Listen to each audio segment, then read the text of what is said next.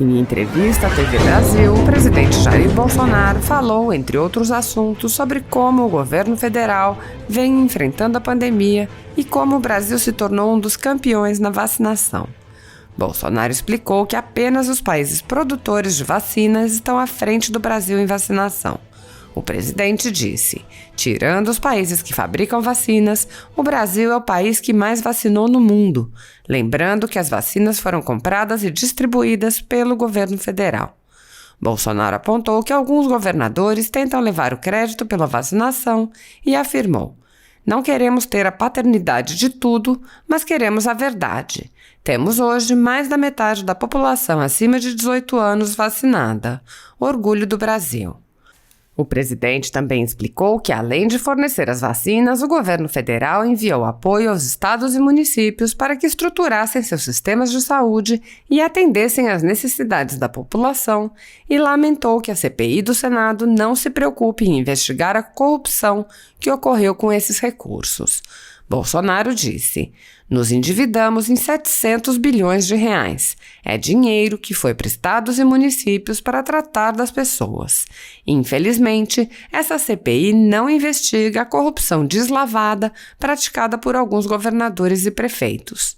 Por exemplo, temos a questão do consórcio Nordeste. São 9 estados do Nordeste. Só numa ação do senhor Carlos Gabas foram 48 milhões de reais. Sumiram. Ele comprou respiradores e não recebeu nada. E a CPI não quer investigar isso aí.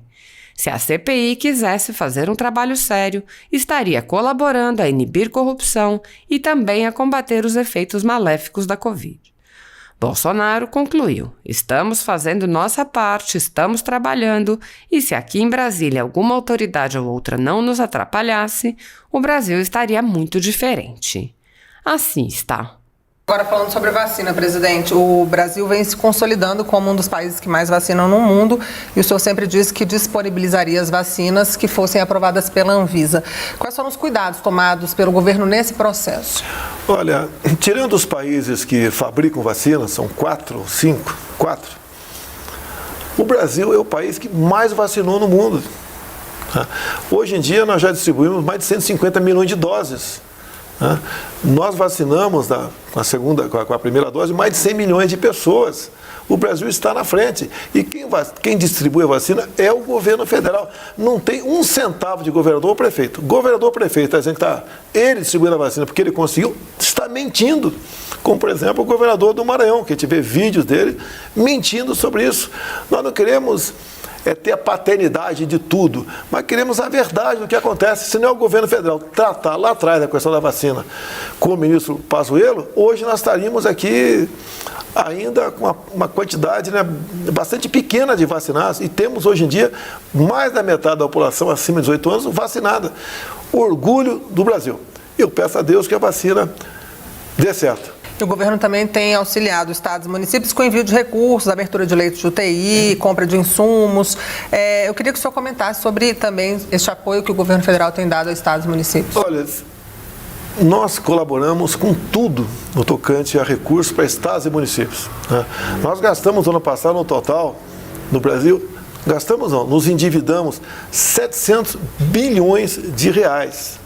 É dinheiro que foi para estados e municípios, uma parte considerável para tratar das pessoas com o Covid. Infelizmente, essa CPI que está andando aqui no parlamento não investiga corrupção deslavada praticada por alguns governadores e prefeitos. Como, por exemplo, nós temos a questão do consórcio do Nordeste. São 9 estados do Nordeste. Só numa ação do senhor Carlos Gabas, que é o executivo do consórcio do Nordeste, foram 48 milhões de reais que sumiram. Ele comprou respiradores e não recebeu nada. Comprou, inclusive, uma casa de uma...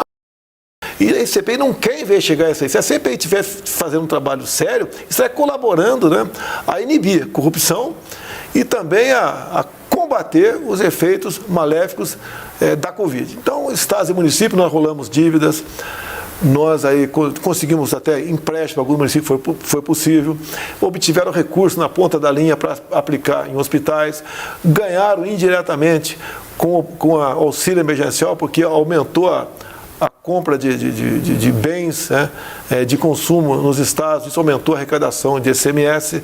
Então, direta e indiretamente, governadores e prefeitos ganharam muito. Você sabia que pela primeira vez na história, não tive conhecimento até agora, né, todos os servidores públicos tiveram os seus respectivos 13º pagos, coisa que raro, eu acho que nunca aconteceu no Brasil, graças ao quê? À ação do governo federal. Então o governo federal faz a sua parte e não fica cacarejando, né? Como você pode ver, a primeira vez estou conversando com vocês, eu podia falar todo dia aqui, é a primeira vez estou conversando com vocês. Estamos fazendo a nossa parte, estamos trabalhando, e aqui em Brasília, uma outra autoridade não nos atrapalhasse, o Brasil estaria muito melhor. Presidente, vamos... O presidente da CPI, o relator e o vice fizeram ontem, foi de uma grosseria sem tamanho.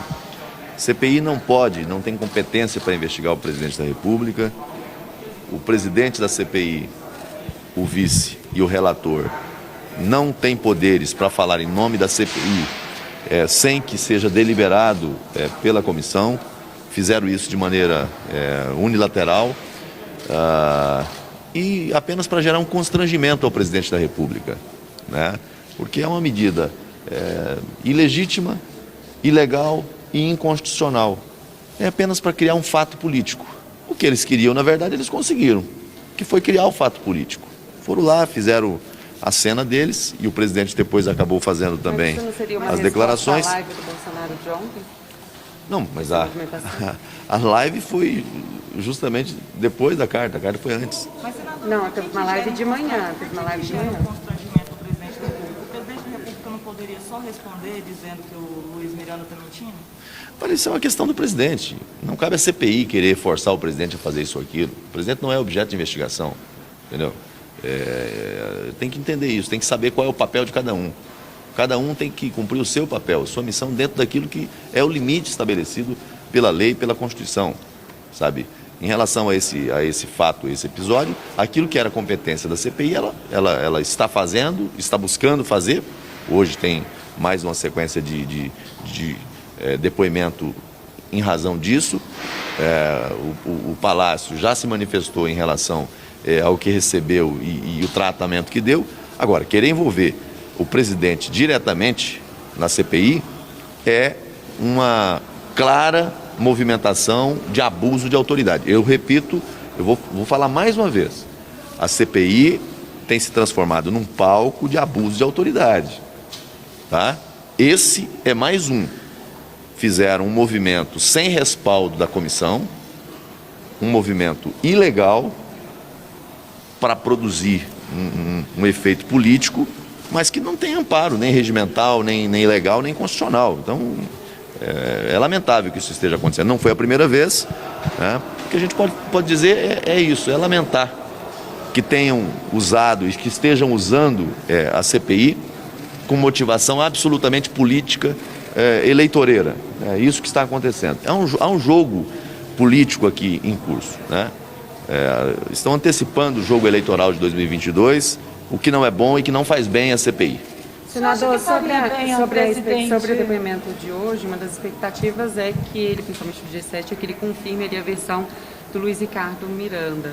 O que o senhor espera conseguir explorar no depoimento de hoje? Olha, eu acho que os documentos já falam por si. Não é necessário você ficar ouvindo 200 depoimentos para saber o que aconteceu ali. Os documentos falam por si. É só olhar para o processo, né? O que está, a dúvida que tem aqui é se o Luiz Miranda mentiu à CPI quando disse que foi ao presidente e que levou aquele documento no dia 18, no dia 20, né? Porque o documento, segundo eles, teria chegado no dia 18 e no dia 20 teriam levado ao presidente o invoice, com aquelas informações, com erros formais. Agora, há um documento encaminhado pela empresa à CPI, com a perícia inclusive acompanhando, dizendo que esse documento não chegou ao Ministério da Saúde no dia 18. Então é preciso apurar esse fato. Esse fato é um fato relevante. Porque se ele mentiu à CPI, ele cometeu um crime, né? Agora, quanto ao documento, o documento é público, está nos autos. O primeiro documento que chegou e o segundo ele tinha erros formais quanto ao pagamento, o pagamento antecipado, que não era de acordo com o contrato, quanto à questão do frete e a questão do seguro. Mas tudo isso, quando o Ministério notifica a empresa, eu não identifiquei agora no processo nenhuma resistência por parte da empresa em fazer as adequações.